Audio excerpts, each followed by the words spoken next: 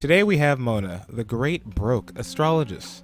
Did you know that her least favorite food are all fancy foods, specifically because she thinks it's not really right to spend that much money on food? However, as I'm sure and you're sure to know, it's because she has no money. Her favorite food is salad because it's so cheap. As a 5-star unit and my 5-star unit, Mona can bring a lot to your team. So I'm going to show you a simple build that you can use while also using a 4-star weapon that you can build for yourself. Let's get into it. Leave a like if you enjoy the video. So if you get Mona, I would recommend saving a catalyst, a prototype catalyst, and coming over to the blacksmith. Now we are looking for the Mapamere. Mapamere gives elemental mastery as its subset. Here's his base attack, and the bonus is after triggering an elemental reaction, it gives more elemental damage, and it stacks twice, 8%. It's not crazy, but it's a pretty good weapon to have on her for basically, a free-to-play build. So for Mona, I run two 2-piece sets, the Noblesse set and the Heart of Depth set. One for her hydro damage and the other one for her burst damage. Both go to her burst. What you can use for her is, for the watch, is energy recharge. For the cup, we have hydro damage. And for the hat, you can either go elemental mastery or attack. I've gone attack percentage. The reason why we build Mona like this is to make sure that her burst gets the max efficiency and you can use it often so she's viable as a unit. Because of her passive talent, Waterborne Destiny, Mona gets a bonus to her hydro damage for 20% of her energy recharge rate. So when you're building her for energy recharge, you are getting extra hydro damage from her. If you're lucky enough, you might want to also run the Favonius Codex, because it also gives you energy recharge on this weapon. Now, I wouldn't use the other artifact as a energy recharge. I don't think there's much need for double of it. I feel like the returning rewards isn't as great. But this way you can fill this out here and then maybe go for another attack set on her elsewhere. Mona's normal attack is Ripple of Fate. She does a 4 splash attack dealing hydro damage. All she does is hydro damage, obviously, since she's a catalyst user.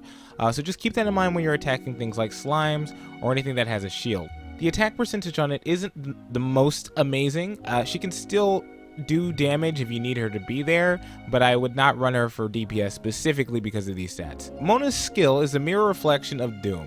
She leaves down this little thing that shoots out hydro damage in an area of effect. It also draws enemies in and does aggro. The cooldown's okay. 12 seconds isn't the worst because you're going to be switching her out. You won't have her in the whole entire time. Burst damage is pretty good, but this isn't a thing to be reliant on. It's more of a get out of jail or to distract an enemy while you're setting up. But it does give back a good amount of energy. Mona's burst, Stellar's Phantasm, is an AoE burst that traps enemies within a water bubble or prison. It does a great amount of damage. As you can see here, it's 600%. It'll hold them in the bubble for 8 seconds. So when she uses the ult, it holds the enemies in place and it also waits to pop. So you can switch out characters, get elemental mastery with another character, or you can have her end it and then typically it will pop. So if you throw down like Guba from Shunling and then you throw her out, usually the reaction will pop the bubble early. Mona's burst applies an omen to enemies that increases the amount of damage they take after the bubble is popped. You'll see it around them. It's like this little starry effect. As for my Mona, I don't have any constellations, so I'm not going to go over that with you. This one's a very easy video that we have for us today, though the constellation is very cool. With this, let's show you what Mona can do in the field. Mona's role is as a sub DPS. You use her to apply the hydro effect, switch out a character, get your bonus. Typically, if you're stuck with Mona being out by herself with her 4 attack, as you can see here, you want to try to quickly evade, move out the way, get away from enemies, and then just mix them up a bit. But again, you would like to switch to your other characters and use her for her applied effects and not so much for her damage by herself. Now let's say you're being chased by an enemy. If you put this down, enemies will become aggroed and focus in on it. Look at that, he did an entire circle. As well as it charges a far, far, far greater amount of elemental energy than you could just doing your regular attacks, which is very nice for aggro. You can attack from here, do the damage you need to, and they'll be focused on it. Because Mona's more of an evasive unit, her kit is applied to the fact that she can get away from enemies quickly, she can leave something down to make them focus on it, and you can also mix it up with other characters. So you can see here, I froze them together with Gan Yu. leave it here with Mona, and I also have my ult back already. Now, speaking of her ult, speaking of Mona's burst, the Phantasm, what you need to do is make sure you're in the vicinity of all your enemies, press the burst, and then watch them get trapped. So as you can see here, we have about 8 seconds till they pop out of the burst, and it gives you a long time to switch, go to other units, or you can just let them die like that. So the greatest thing about Mona's ult is it's a great combo starter or ender.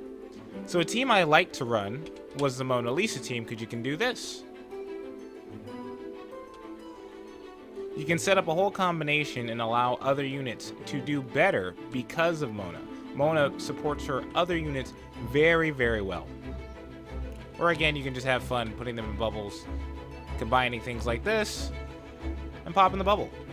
It's honestly quite relaxing, surprisingly. One fun fact you might not or might know about Mona is her dash can travel over water. So this makes her just a great unit for exploring. This is just one of the most amazing things about this game. Ayaka seems like she might also have that, but that's for a later video. But with this, you can just easily travel to new locations without having to be worried about drowning. You still can drown, so save your stamina. But it's a lot easier to get to new places. It uses less stamina for distance, and it just makes it very easy to go find new chests in new locations.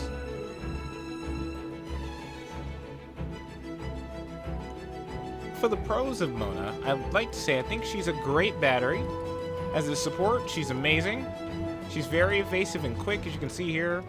She gives a great stun. If you're in trouble, you can always use Mona to bail you out for 5 seconds. She helps units that are not very viable, like Lisa, stand out a bit. Lisa wouldn't really be as viable if it wasn't for characters like Mona, like Sucrose, or like Venti.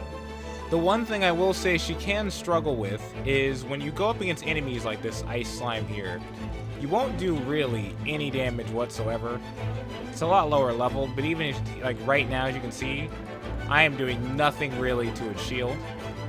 So if you get stuck with Mona in a domain and there's nobody else here to break you out, you might be in trouble. That's like a big issue with her. Secondary, I feel like her movement with her magic, or at least her regular attack, isn't the best. Lisa kind of gets a teleport at the end of it, but Mona stays still. So you might ask again, well, how should I build Mona? Again, just build her for her burst. It makes her a great sub DPS. It makes her very useful in multiple situations, and it'll bring the damage to you that you need. So if you're lucky enough to get her, I would 100% tell you to use her, obviously. And if you are going to use her, again, I'd tell you to build her for her burst damage. Use her as a sub DPS. If you have a DPS that you currently enjoy, don't worry about having to replace them with Mona. Worry about having to enhance them with Mona. Be sure to like and subscribe, and I'll catch you later.